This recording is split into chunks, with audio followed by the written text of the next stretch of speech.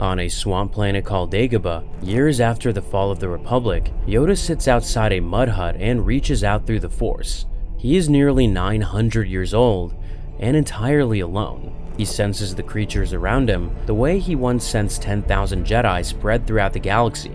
A smook feeds in the mud a few meters away. Something builds a nest in the gnarled tree roots overhead. A dragon snake growls from somewhere in the dark water. He tracks them all through the same daily meditation he has practiced since arriving on Dagobah. The practice still feels new every session, because the Force feels different each time. Even after 9 centuries of the same exercise, the cane beside him is no longer a prop he once used to trick students into thinking he was frail. Now he needs it to stand. His fighting form faded years ago, and with it, the speed that once made him the most dangerous duelist in the Order. His lightsaber sits useless on a planet where the only conflict left is with his own past. Chapter 1. Youngling. Yoda was born into a Jedi Order that looked nothing like the one he would later lead. In 896 BBY, according to the Legends timeline, the Order was rebuilding from a war that had nearly ended it. A century earlier, the Brotherhood of Darkness and the Army of Light had torn each other apart on a planet called Ruusan. A Sith weapon known as a thought bomb consumed every Force-sensitive being within its blast radius. Jedi and Sith died together. The disembodied spirits of both sides stayed trapped inside a sphere of dark energy on the planet's surface. The war killed thousands of Jedi in a single campaign. The Sith who survived went underground. A lord named Darth Bane rebuilt the dark side as a hidden lineage of 2, one master and one apprentice, invisible to the galaxy for the next 1,000 years. The surviving Jedi took the opposite path.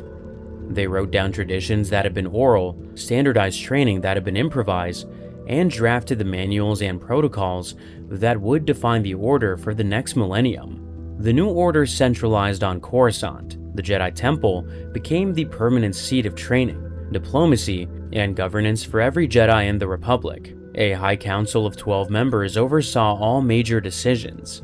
The rank structure formalized into a progression from youngling to initiate to Padawan to knight to master, with the Council of Grand Master reserved for the single Jedi who sat at the head of the council. Most of this had been informal or regional before Ruusan.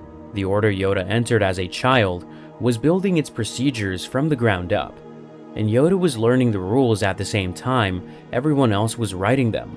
Yoda grew up inside that reconstruction, and the institution he would one day be blamed for losing was the one he had helped build from bare foundations.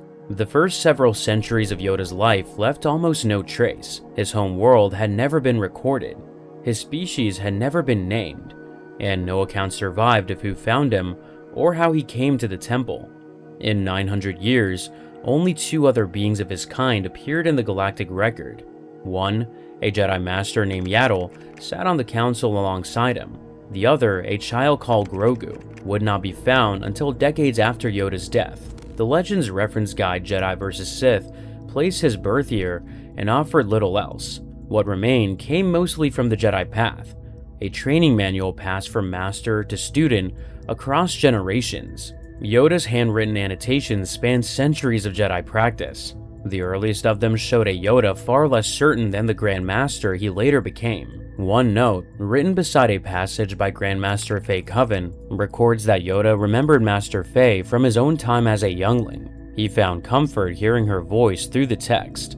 A later owner, a student named Thame Cerulean, scrawled his disbelief in the margin. Yoda had been young once, uncertain and still learning, and the idea baffled even the people who trained under him. The annotations showed that teaching defined him long before any title did. He assigned specific youngling clans to his personal supervision. He did not review the manual as a student absorbing rules, but as a senior voice checking for errors. One note cautioned that a section of the unifying force overstated what the Jedi could know. He reminded readers that the Force held more mystery than any text could capture. A different annotator, writing centuries later, complained that Yoda remained the strictest instructor in the temple. Hundreds of years had not softened him. What came together from those scattered notes was a working teacher who came back to the same training rooms and gardens generation after generation. Each group of students was new, and the teacher was a little older, but the lessons were never easier. Between his early training and his rise to Grand Master, the record dropped to fragments. The Legends guide Jedi vs. Sith recorded him fighting Biffashi Dark Jedi during centuries where the galaxy believed the Sith were extinct. He did not spend those early years in meditation halls. He traveled, fought, and wielded a lightsaber against enemies whose names survive only in reference entries. Yoda had been training in combat for longer than most civilizations in the galaxy had existed. When he dueled Dooku on Geonosis and drove Sidious back along the Senate floor, the skill behind those duels had been built through the body over centuries, not granted through rank. Yoda stopped fighting and started teaching, though the record did not say when or why. He sat with children, sensed which ones needed careful handling, and watched the same lessons taught and learned and passed on over lifetimes no one could measure.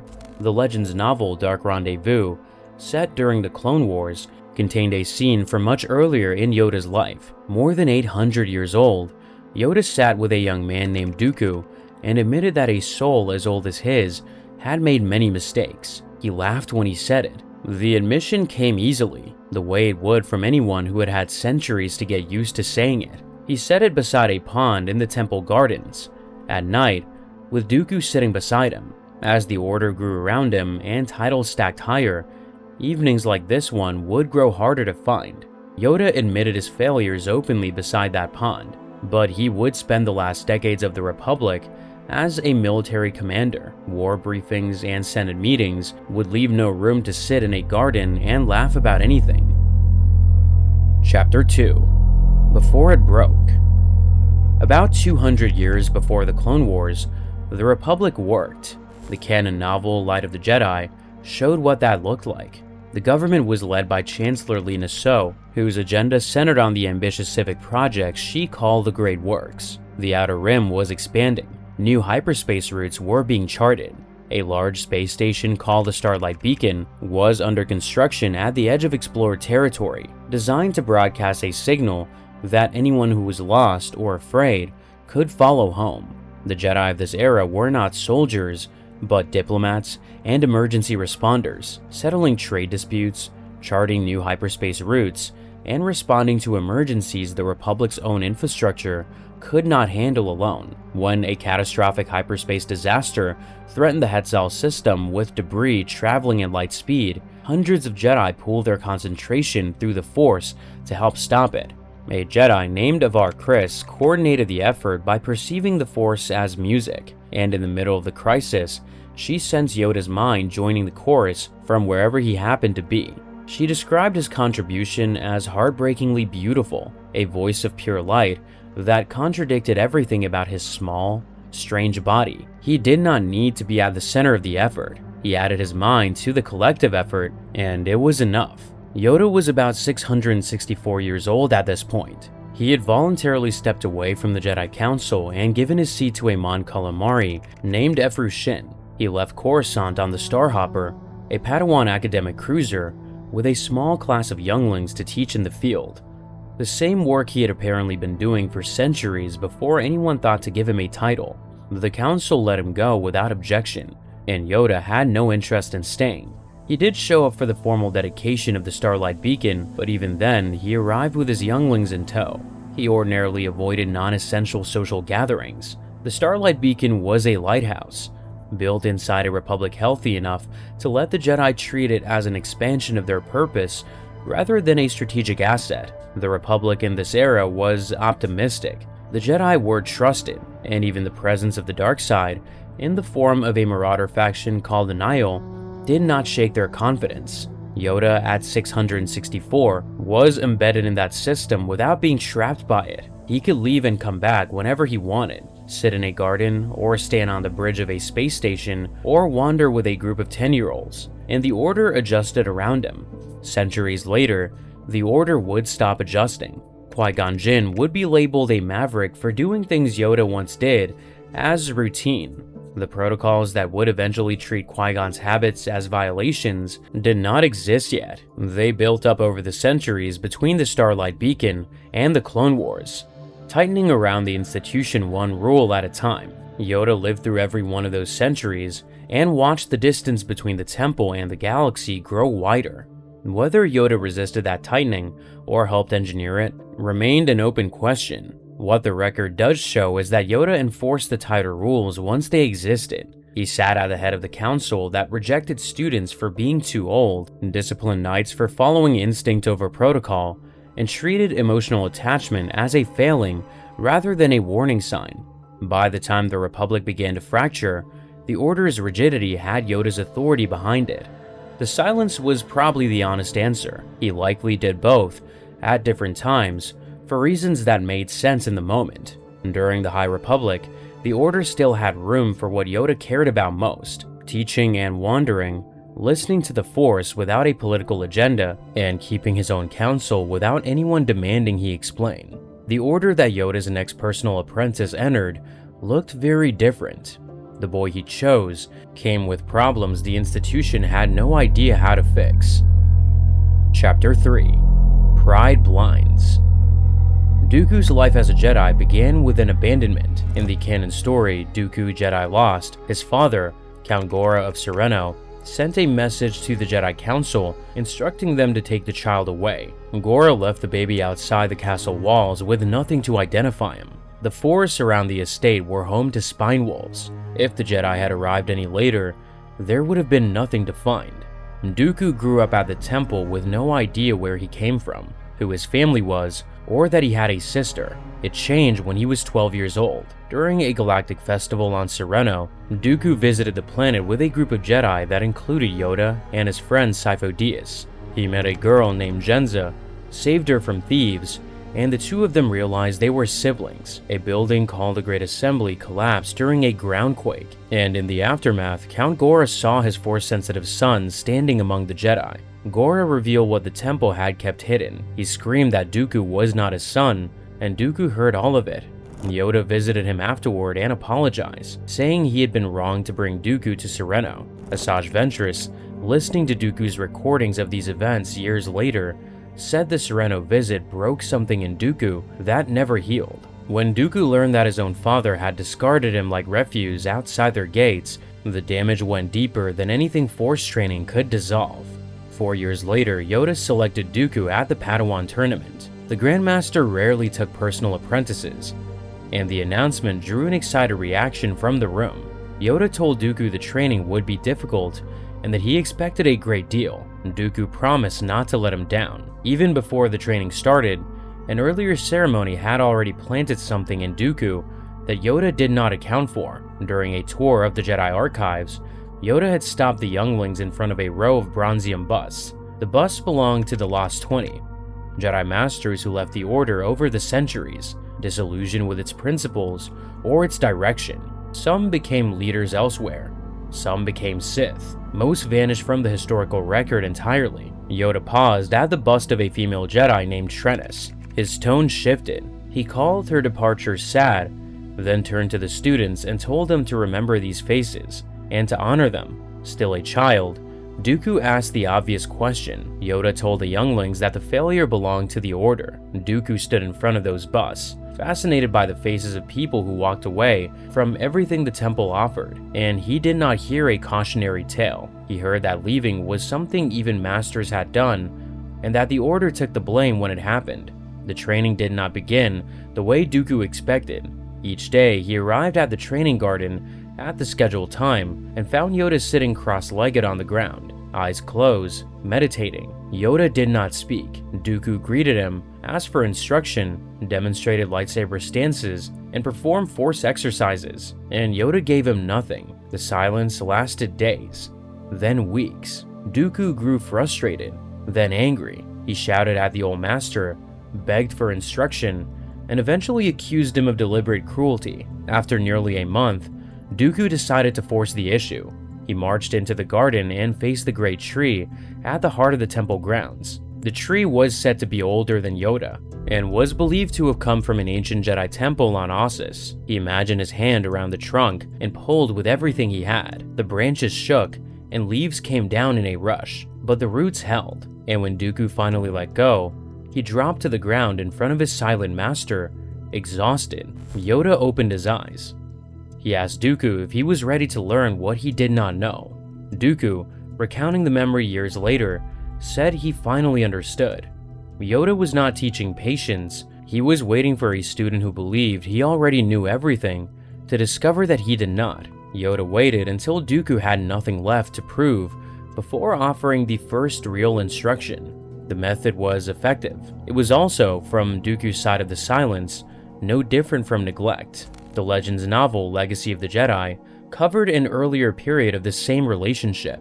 An incident involving a stolen Sith holocron left Dooku under suspicion at the temple, and afterward, Yoda found him practicing alone with a seeker droid, blindfolded, performing with obvious skill. Yoda watched and then spoke. He told Dooku that the distance between the confidence and pride was a small step, that it blinded, and that Dooku carried more of it than he realized. He added that Dooku should pay attention to the gifts he lacked, not only the ones he had. Dooku's reaction, recorded in the narration, was cold. He was not used to criticism. He hated to be corrected, and he struck out with his lightsaber and cut the practice seeker in half. His ambition at that stage was specific. He wanted to surpass Yoda as the greatest Jedi who ever lived. The night before Dooku's first mission away from the temple, recounted decades later in the Legends novel Dark Rendezvous, the two of them sat together one last time. Dooku sat beside the ornamental pond in the temple gardens, holding a hermit crab shell.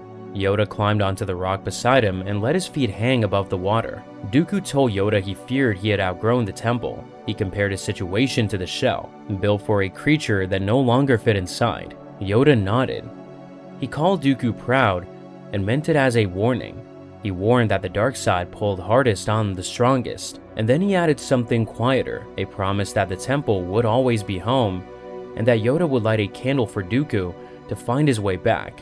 Dooku dropped the shell into the pond. Yoda saw the warning signs in Dooku for decades and tried everything he knew to counter them.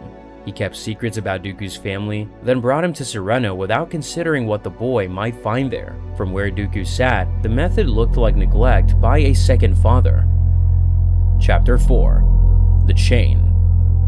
Dooku chose Qui-Gon Jinn as his Padawan the first time he saw the boy in lightsaber training. Qui-Gon at 10 years old. According to the Legends novel Legacy of the Jedi, Dooku's reasoning was plain. He wanted the most promising student in the temple because a master would be judged by the skill of his apprentice. He maneuvered to secure the pairing. When Yoda approved the match, Dooku considered it another step towards the goal he had pursued since his teens. Dooku had never bothered to conceal his ambition. He did not want to replace Yoda on the council or claim his title. He wanted to prove that Yoda's way of teaching, the patience, the silence, the slow pace of it, was slower than it needed to be. Dooku believed he could produce a better Jedi faster, and Qui-Gon was the raw material for that experiment. A gifted child, strong in the Force, trained by a master who intended to prove Yoda wrong. The experiment produced a result Dooku did not plan for. Qui-Gon grew into a Jedi who trusted the living Force over the Council's authority. He listened to instinct before protocol. He picked up strays, a Gungan exile on Naboo, and a slave boy on Tatooine. He had argued with the Council in open session and refused to back down when Yoda and Mace Windu told him the boy was too old and too afraid to train. Dooku had wanted to build a weapon sharper than Yoda's. Instead, he raised a student whose independence mirrored his own, but pointed in a completely different direction. Qui-Gon stayed inside the Order, but permanently at its edges, respected for his skill and distrusted for his stubbornness. Qui-Gon took his own apprentice, a boy named Obi-Wan Kenobi. Qui-Gon died on Naboo with a Sith lightsaber through his chest, and his last words were a request that Obi-Wan train the boy he had found on Tatooine. Obi-Wan was still a Padawan when he made that promise. He had not chosen Anakin Skywalker.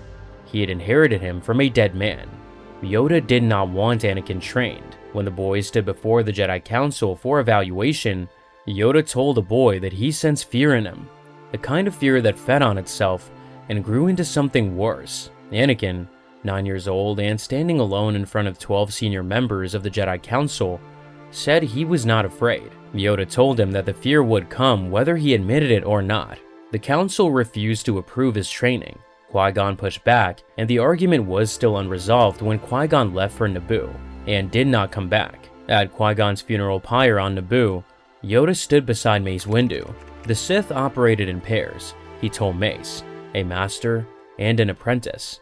If the warrior Obi-Wan killed on Naboo was the apprentice, the master was still alive somewhere. After Qui-Gon's death, the Council reversed its decision and allowed Obi-Wan to train Anakin, partly out of respect for a dead Jedi's final wish, and partly because no one on the Council, including Yoda, wanted to be the person who told a grieving Padawan that his master's last request would be denied. He approved the training anyway. Dooku left the Jedi Order sometime before the Republic's final decades. The details of his departure vary between legends and canon, but the result was the same in both. His bust joined the Lost 20 in the archives, the same row of bronzium heads Yoda had once shown him as a child. Now his own face sat among them. Even as the political crisis deepened and Dooku resurfaced as the leader of a separatist movement, Yoda continued teaching. In one of the last peaceful scenes at the Jedi Temple before the war, Yoda sat in a room full of young children with training helmets covering their eyes,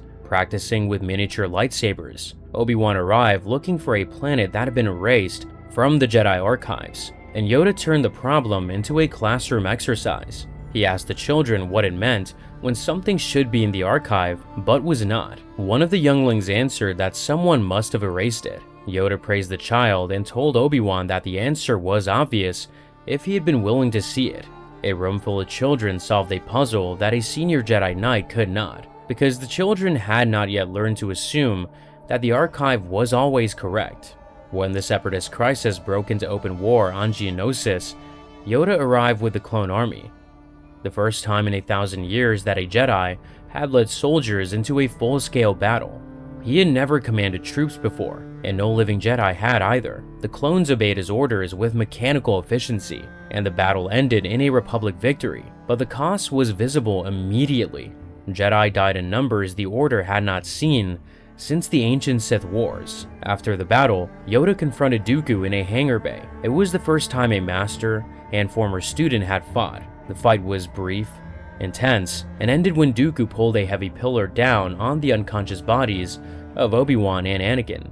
Yoda had to choose between chasing Dooku and saving 2 injured Jedi. He broke off the attack and caught the pillar. Yoda escaped while Dooku held the weight off Obi-Wan and Anakin. And by the time Yoda set it down, Dooku's ship was already clearing the atmosphere. In Dark Rendezvous, when the Jedi Council discussed Dooku during the Clone Wars, Yoda used the same language. He called Dooku the Order's great student, and in the next breath, the Order's great failure. He did not single Dooku out as a traitor who made a bad choice. He treated the fall as a failure the Order allowed to happen and should have caught. Anakin grew into the most talented Jedi of his generation and the most volatile. He married in secret, defied orders regularly, and showed a level of emotional attachment the Jedi Code explicitly warned against. Yoda sensed Anakin's anger and his fear, but treated both as problems that deeper training could solve. He counseled Anakin to let go of attachment, to accept loss as part of the natural order. Anakin had been taken from his enslaved mother at age 9 and never stopped worrying about the people he loved.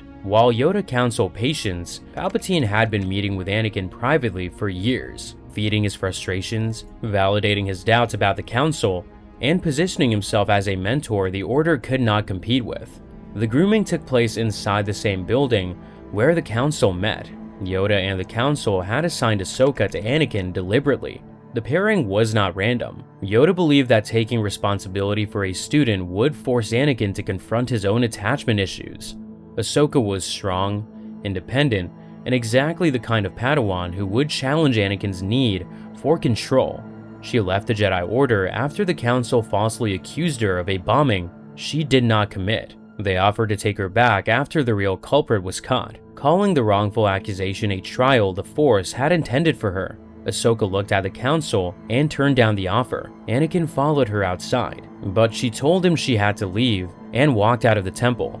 The lineage spanned 5 generations from Yoda's personal instruction of Dooku, and not one link in the chain held without breaking. A Legends training manual called the Jedi Path made this visible in physical form. It passed hand to hand through the lineage. Yoda annotated it first, then Thame Cerulean, then Dooku, then Qui-Gon, then Obi-Wan, then Anakin, then Ahsoka. After the fall of the Republic, the book ended up in the possession of Darth Sidious, who added his own commentary in the margins. The codified wisdom of the Jedi Order traveled link by link through the teaching chain Yoda started, and the book eventually landed on the desk of the man who destroyed everything those pages stood for.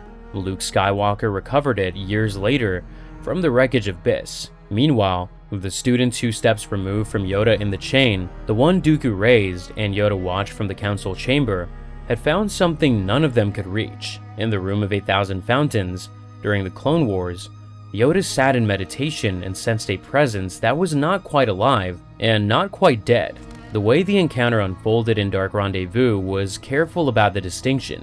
Qui-Gon's spirit had not arrived, so much as waited. He had been present in the Force the whole time, and Yoda had to learn how to reach him. Qui-Gon died on Naboo before seeing any of the catastrophes that followed. After death, he achieved communion with the Force. There was no Jedi in Yoda's lifetime who had done what Qui-Gon did. Yoda had overseen the Order's training protocols for 8 centuries, and the door into the living Force had been standing open the whole time. Qui-Gon did not reach it through the institution's teachings, but through the independence the Order kept trying to control. Yoda needed a dead man's guidance to find the way in.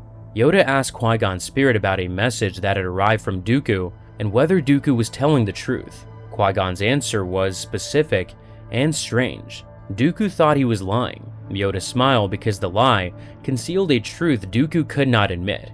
Underneath the trap and the political calculation, a part of Dooku still wanted to come home. Qui-Gon, speaking from beyond death, saw through his own former master more clearly than Dooku could, and Yoda, hearing it confirmed by a ghost in a garden, began planning a trip to Vajun. For the first time in months, he felt hope.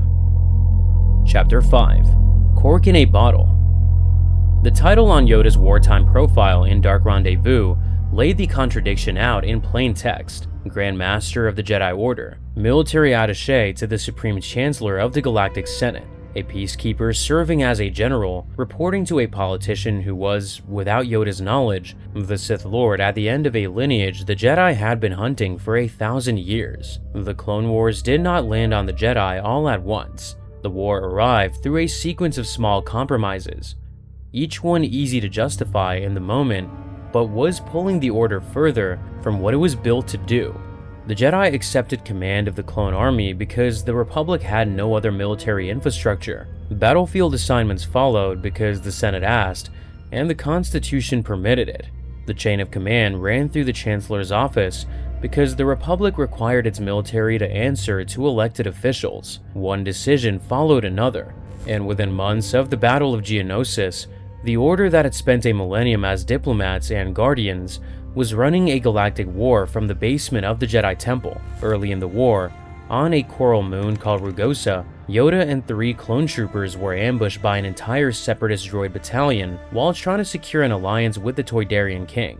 Outnumbered by hundreds, Yoda turned the engagement into a lesson. He learned each trooper's name: Jek, Thyre, and Riss. In a cave between engagements, Yoda asked the 3 troopers to remove their helmets. He wanted to see their faces, and he told them that even though they shared the same body, each of them was different in the Force. The 4 of them dismantled the droid force together. When Dooku's assassin Asajj Ventress moved to kill King Katunko after the droids failed, Yoda seized her with the Force before she could strike. She detonated explosives to cover her escape. Dooku, who had been watching via hologram, told Yoda it was a shame he could not be there in person. Yoda agreed. It was the closest the 2 of them came to speaking during the entire war. Dispatches from military commanders stacked in his quarters. Jedi in hundreds of systems sent questions daily, all of them pulled from peacekeeping into combat roles they had not been trained for. The Senate summoned him, and the Chancellor's office requested meetings. Yoda had come to know the weight of all those anxious eyes well enough that he stopped noticing it. He had once wandered freely with younglings, and now he ran his schedule around briefing rooms and holographic war tables. The people closest to him could see what the war was doing to the Order, even if no one on the Council would say so openly. A Grand Jedi Master named Max watched the transformation with growing horror. She had spent her career as a peacemaker, moving between factions that wanted to kill each other and finding the inch of ground they could share.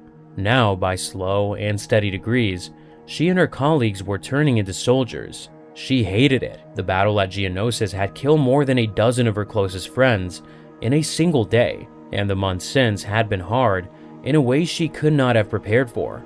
What worried Lee most were the children. The temple, nearly emptied of adult Jedi who had all shipped out to the front, felt to her like a school the teachers had abandoned. Padawans who lost their masters overnight became orphans with lightsabers. Younglings trained under instructors stretched too thin to give them proper attention, and the children absorbed the war around them, whether the remaining teachers could prevent it or not. For the first time since the ancient Sith Wars, a generation of Jedi was growing up inside a force clouded by the dark side from day one of their training. Yoda saw it happening and could not stop it. The Jedi called it a shroud, and Yoda felt it pressing on his meditation, his attempts at foresight, and every council deliberation.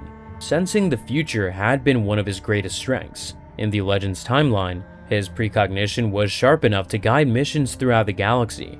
The shroud eroded it. Visions arrived fractured or stopped arriving at all. While reaching into the Force, Yoda sensed a burst of rage and pain somewhere in the galaxy, strong enough to break his concentration. He heard a voice he should not have been able to hear. Qui-Gon Jinn, dead for 10 years, calling Anakin's name. Yoda knew the pain involved the Padawan, but could not see what was happening or where. He told Mace Windu afterwards, but neither of them could act on it. On Tatooine, the Padawan had just slaughtered an entire village of Tusken Raiders after his mother died in his arms. Yoda spent portions of the war working through what he suspected, but could not confirm. The clone army had been commissioned by a Jedi named Sifo-Dyas years earlier, but Dooku had arranged his murder and taken control of the project for the Sith. Each piece pointed towards the same conclusion. The dark side was not simply clouding the Force, but was being guided by a single intelligence with a deliberate plan.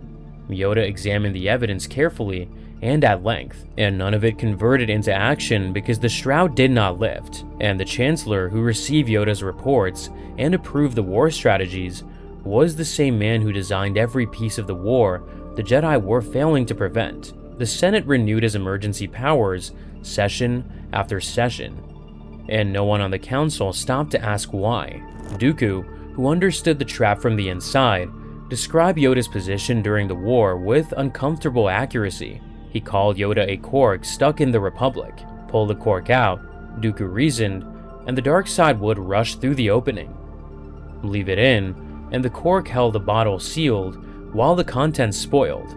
Yoda could not leave the war without the Order crumbling behind him. Staying meant lending his authority to a system that was being hollowed out from within. The war also damaged something more personal.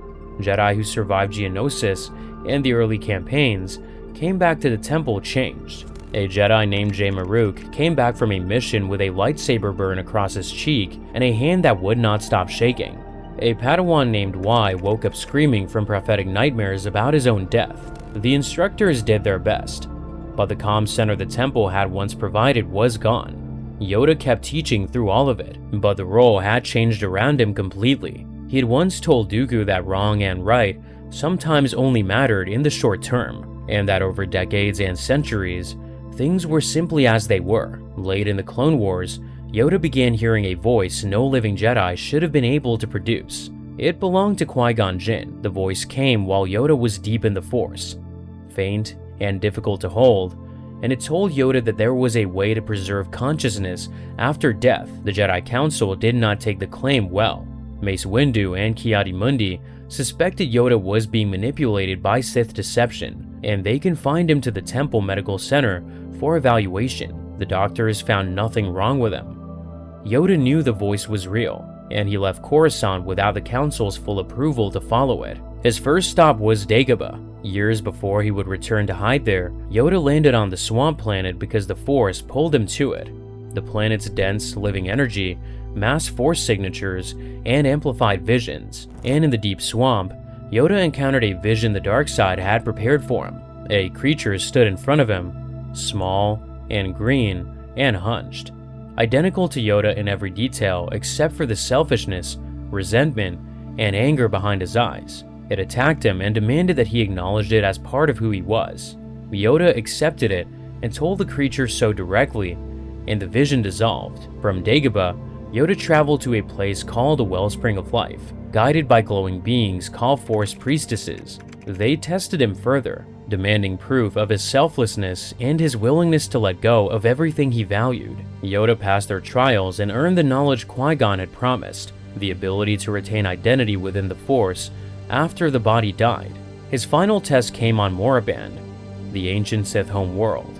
Sidious, sensing Yoda's presence from Coruscant, used Sith sorcery to trap Yoda inside a false vision. The dark side appeared in the guise of the dead Jedi Master Sifo-Dyas and offered Yoda the chance to learn the Sith Lord's identity.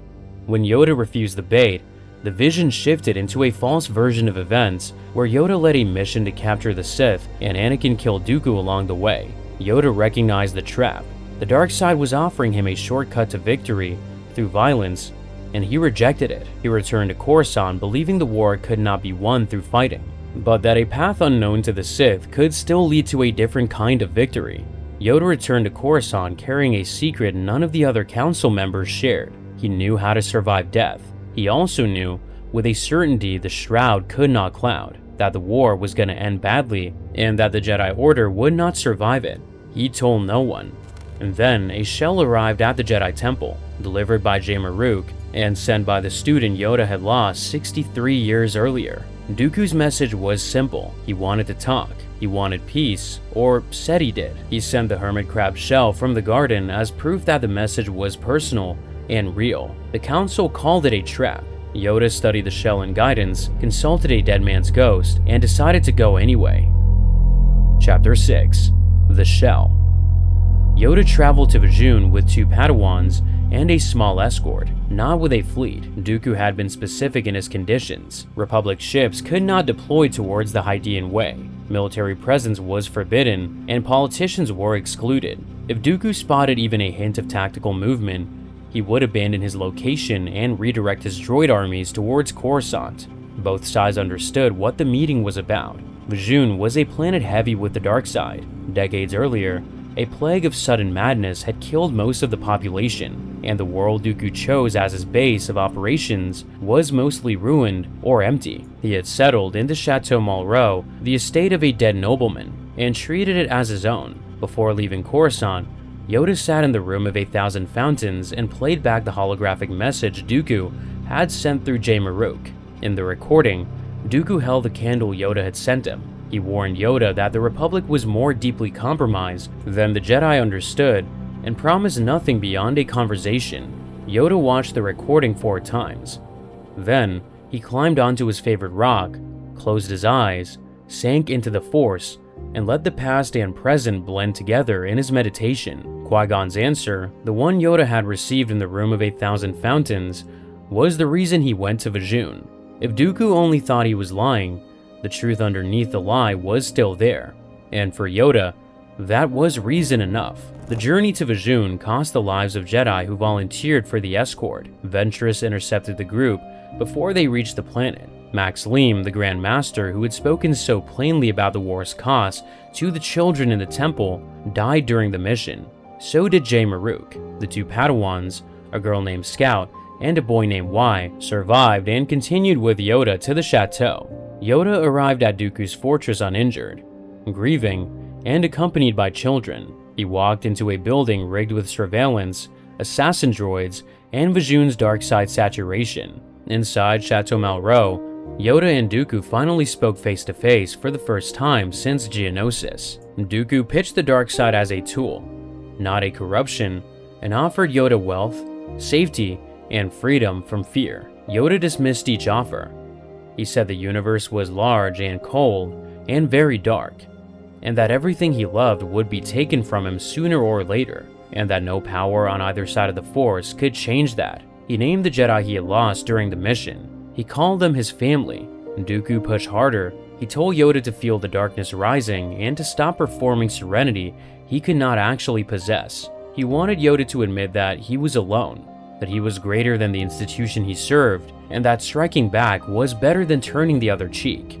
Yoda turned to face him. In that moment, the light in the room shifted, and Dooku saw a version of Yoda that shook him deeply. Yoda's face fell into shadow, mottled black and blue, and for one terrible instant looked exactly like Darth Sidious. Not the real Sidious, but a version of Yoda that could exist if the 9 centuries of accumulated power behind those eyes ever turned towards the dark.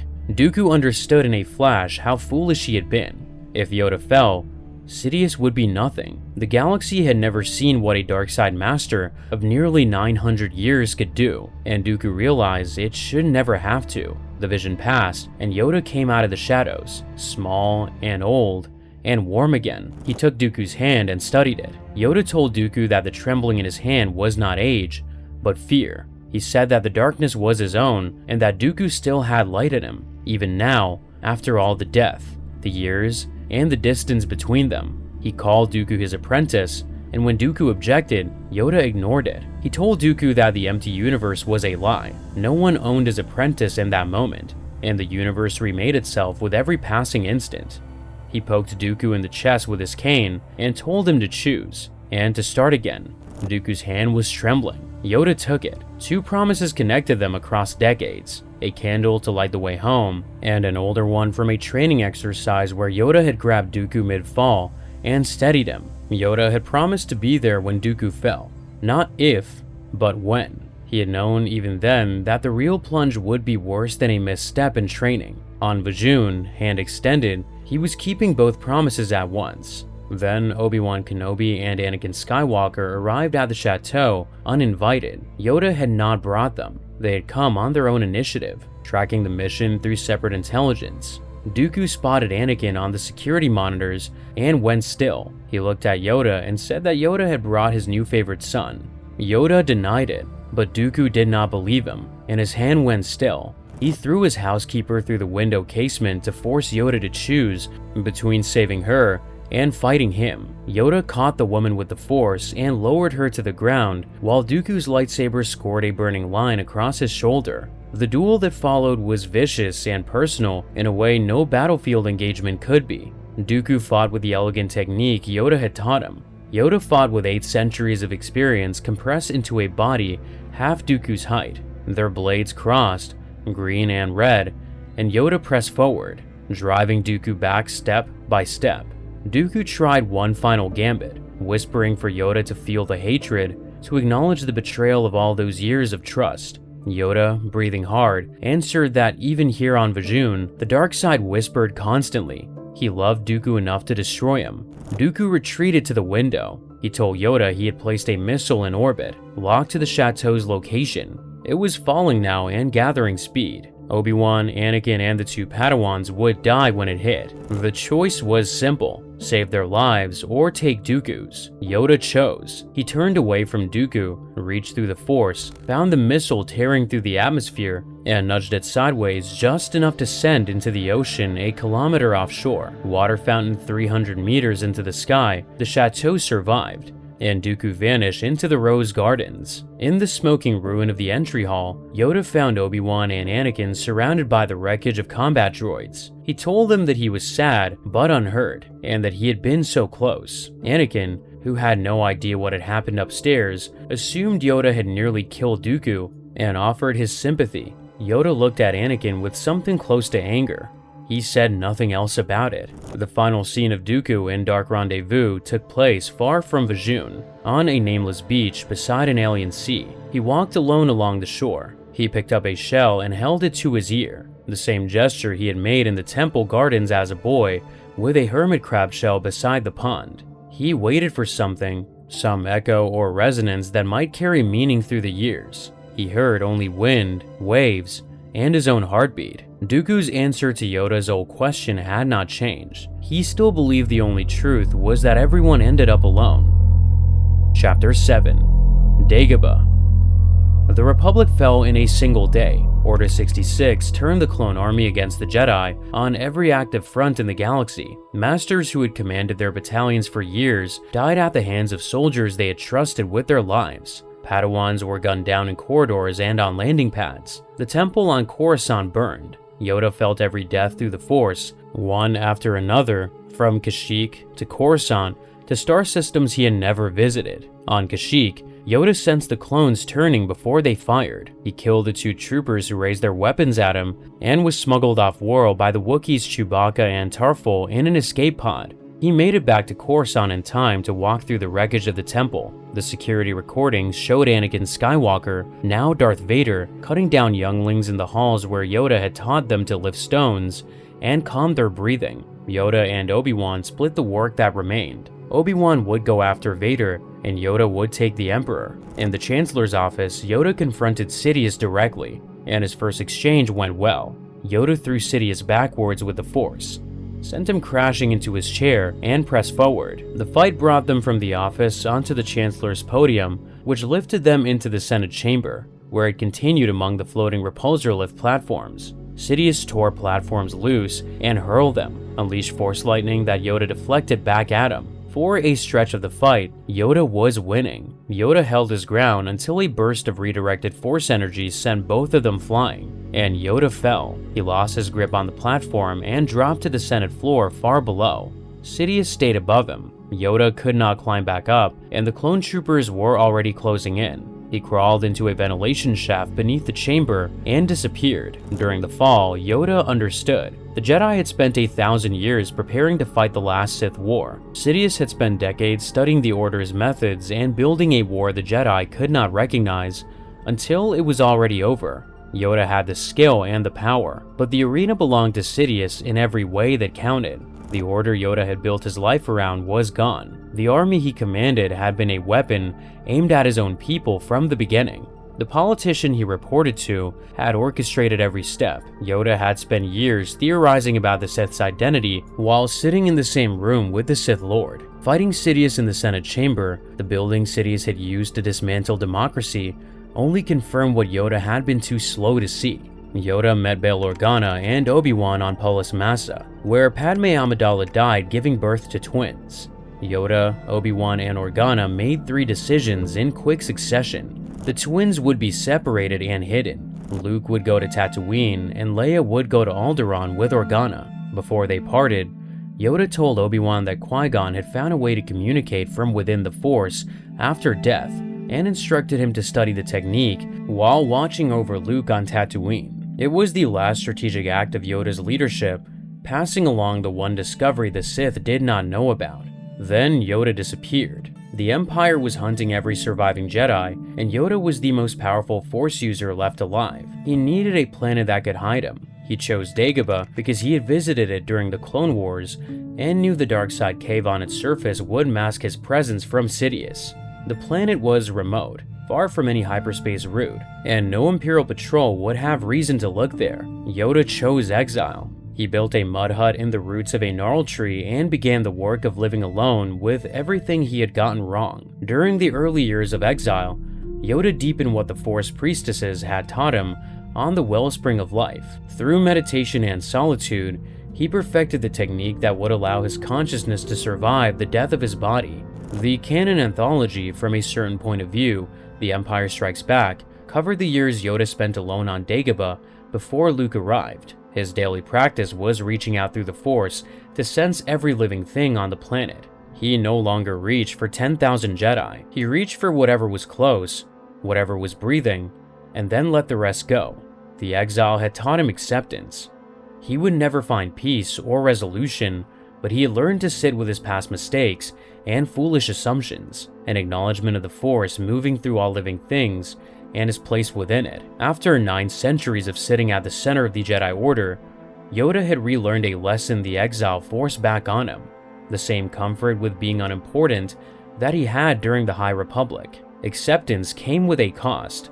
The dark side cave near Yoda's hut was a living thing, old and hungry, feeding on the fears of every creature that entered. Yoda visited the cave voluntarily, once every few planetary orbits. He walked in, the cave read him, and it showed him what he was most afraid of. On one particular visit, Yoda brought something new into the cave with him. He was thinking about a shimmering, translucent figure who sat with him in his hut, Obi-Wan Kenobi's spirit, asking Yoda to train Luke Skywalker. Yoda said that he was old, but Obi-Wan insisted that he take a new Padawan. Yoda resisted, asking what would happen if he tried to teach this rash, impatient boy, and failed. The cave seized on that word, failed, because fear of failure was something it could use. It showed Yoda his worst memories, one after another, each one a phase he failed. Dooku appeared first, his features twisted into something corrupt and hungry. The cave labeled it as Yoda's failure to steer his own Padawan away from the dark. Then the clones arrived, identical men in white armor marching beneath his feet, and the cave called them what they were, living beings sent to die as instruments of a war Yoda did not understand. Ahsoka Tano rose next, shaped from orange smoke and blue light. She turned her back on the Jedi Council. The cave named the cause, the arrogance with which Yoda led the Order, the overconfidence that drove a loyal Padawan out of the Order after the institution betrayed her trust. Each phantom was specific. Each one came with a name and a failure that belonged to Yoda personally, tied to choices he made and things he did not see. Anakin came last. Fire and smoke, anger that brewed for years under Sidious while Yoda sat in the same building and sensed nothing clear enough to act on. The cave presented the full indictment, failing to stop Anakin's training before it started, missing the corruption as it grew, and losing the boy to a darkness the old master had never faced. Yoda's breath came in short gasps. He leaned on his cane. The phantoms of his past roared behind him, rising into a whirlwind of accusation.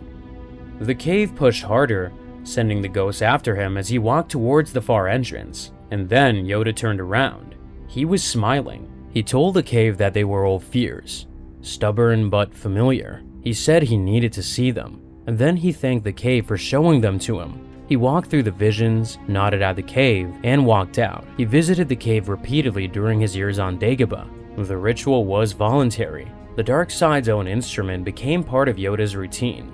Yoda was not entirely cut off from the galaxy during his exile. When a young, Force-sensitive named Ezra Bridger and his teacher Kanan Jarrus sought guidance in the hidden temple on Lothal, Yoda's voice found them on Dagobah, offering what guidance he could from the other side of the galaxy. When Luke Skywalker finally arrived on Dagobah, Yoda was ready for him in the only sense that counted, and unprepared for him in every other way. He had expected Obi-Wan to send Leia. Luke was the riskier choice, brash and reckless, showing the same need his father had to control what he could not understand.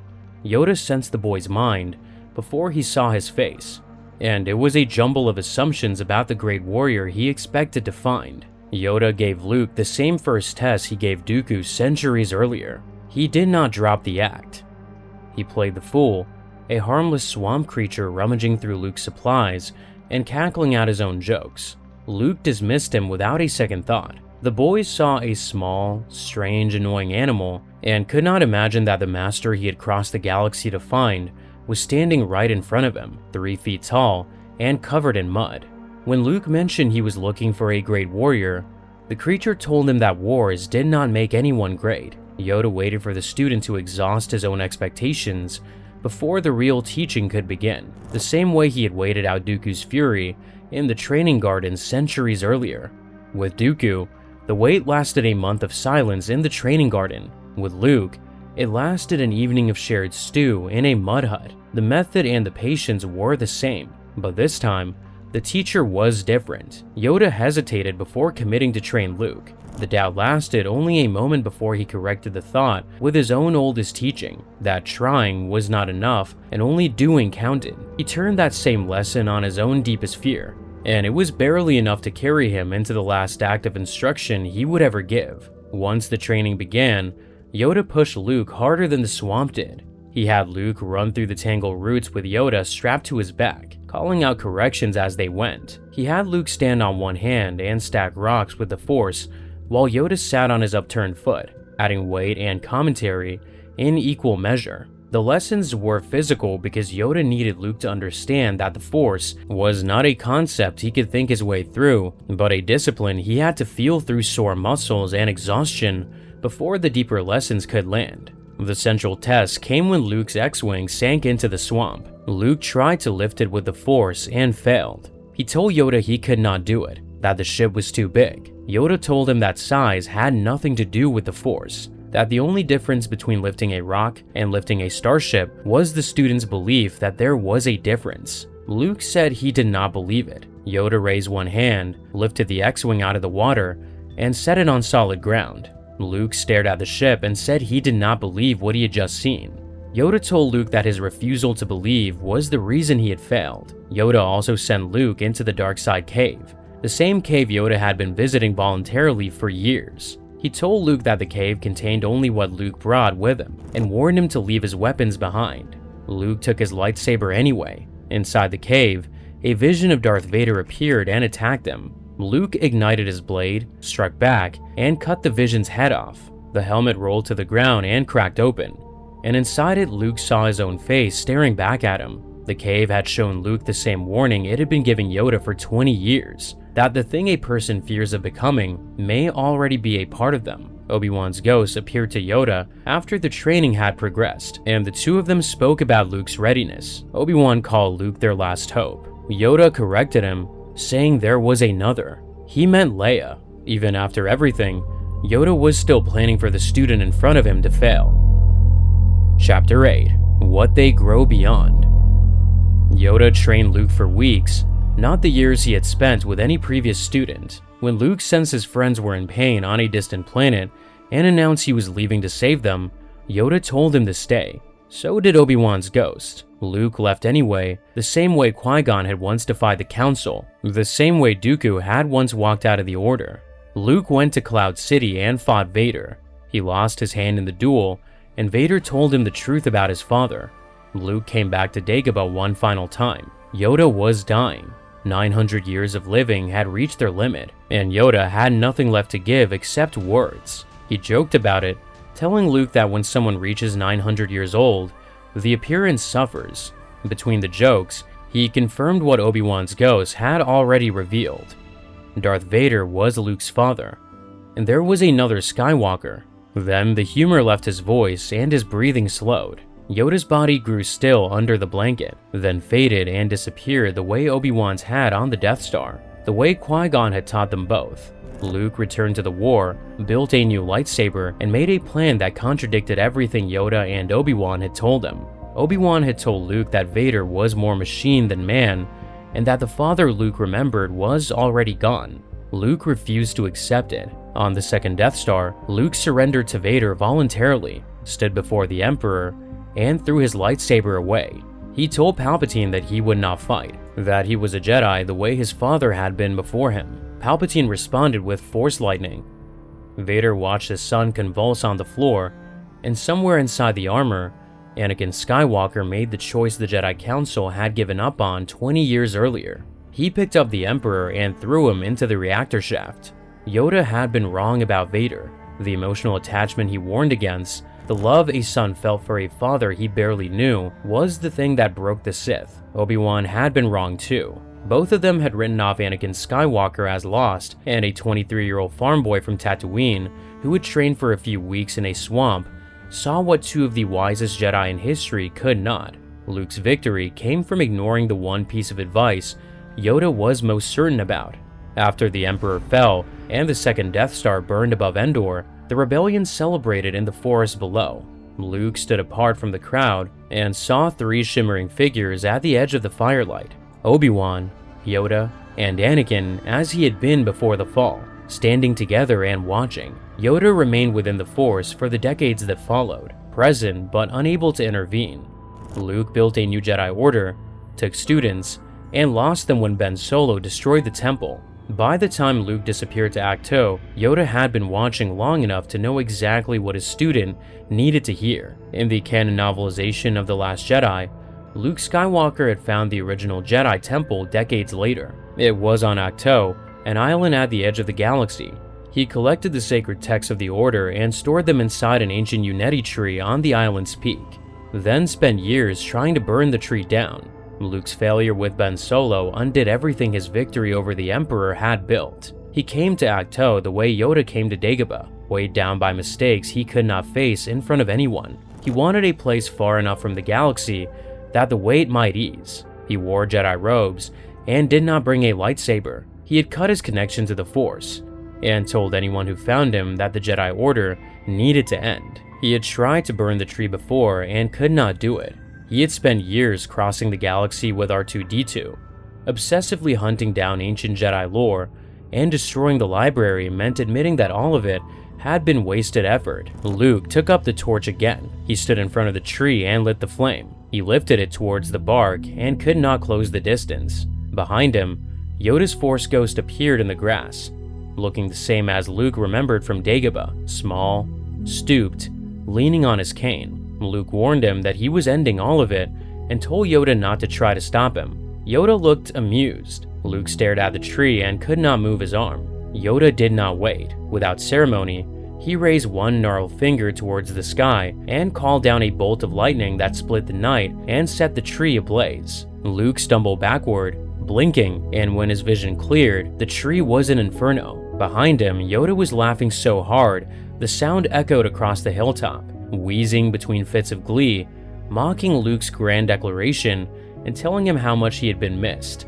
Yoda had annotated training manuals for centuries, overseen the archives, personally supervised every youngling clan, and scribbled corrections in the margins of the Jedi path, and he burned the library with joy. Luke panicked and moved to rush into the burning tree to rescue the texts, but the heat drove him back. He turned to Yoda's ghost, standing calmly in the grass while the flames climbed the ancient branches, and asked if the Jedi Order was truly meant to end.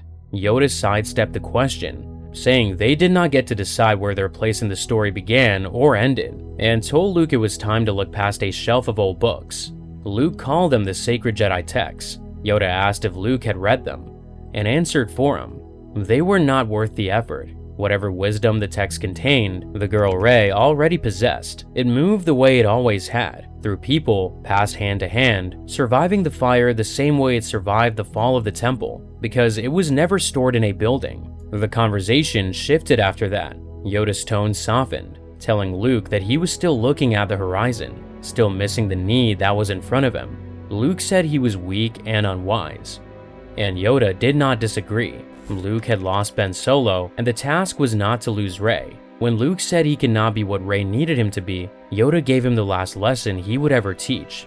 He told Luke that he should have listened, that he should pass on what he had learned, wisdom and folly both, the strength that comes from mastery and the weakness that comes from getting it wrong.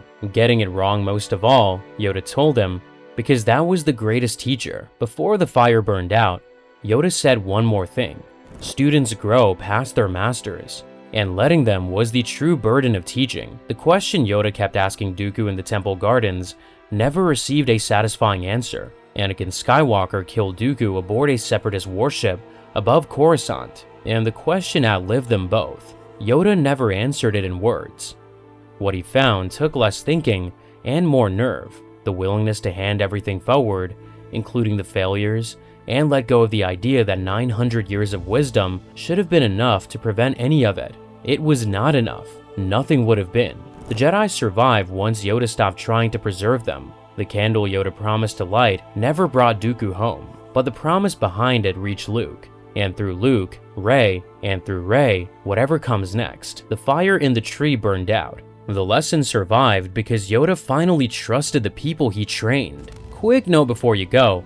Members get early access and a few videos that stay off the main channel. If that's interesting, the link is in the description. Otherwise, here is another video about the only time Qui-Gon spoke to Darth Vader as a Force ghost that you might like.